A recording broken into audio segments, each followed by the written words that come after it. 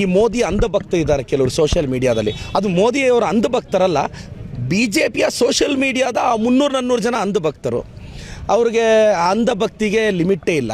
ನೋಡಿ, ಈ ದೇಶಕ್ಕೆ ಇಬ್ಬರು ಹಾನಿಕಾರಕ. ಈ ಅಂಧಭಕ್ತರು ದೇಶದ್ರೋಹಿಗಳು.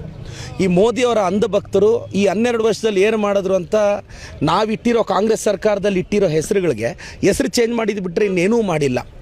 ಮೋದಿಯವರು ಅದೇನೋ 400 ಪಾರ್ ಅಂದರು, 300 ಪಾರು ಆಗಲಿಲ್ಲ. ಸೊ ಮೋದಿಯವ್ರಿಗೆ ಇನ್ನೊಂದು 3 ವರ್ಷ ಇರ್ತಾರೇನೋ ಪ್ರೈಮ್ ಮಿನಿಸ್ಟರ್ ಆಗಿ, ಅದು ಗೊತ್ತಿಲ್ಲ. ಚಂದ್ರಬಾಬು ನಾಯ್ಡು ಅವ್ರು ಯಾವಾಗ ಕೋಪ ಮಾಡ್ಕೊತಾರೋ, ನಿತೀಶ್ ಕುಮಾರ್ ಅವ್ರು ಯಾವಾಗ ಕೋಪ ಮಾಡ್ಕೊತಾರೋ ಗೊತ್ತಿಲ್ಲ. 2029ಗೆ ಇಂಡಿಯಾ ಕೂಟ ಬರುತ್ತೆ, ರಾಹುಲ್ ಗಾಂಧಿ ಅವರು ಪ್ರಧಾನಿಗಳಾಗ್ತಾರೆ. ಮೋದಿಜಿಯವರೇ ಇನ್ನೊಂದು 3 ವರ್ಷ. ಪಾಪ ಎಲ್ಲೋದ್ರೂ ಮೋದಿ ಅಂತಲೂ ಕೂಗೋರಿಲ್ಲ. ಮೊದಲಾದರೆ ನೋಡಿ, ಕರ್ನಾಟಕದಲ್ಲೇ ನನ್ನ ಮಾಧ್ಯಮಗಳಲ್ಲಿ ನೋಡ್ತಿದ್ದೆ, ಅವ್ರು ಬಂದರೆ ಏನು ಹೈಪು. ಇವಾಗ ಮೋದಿಯವ್ರು ಯಾವಾಗ ಬಂದರು, ಯಾವಾಗ ಹೋದರು, ಯಾರಿಗೂ ಗೊತ್ತಾಗಲ್ಲ.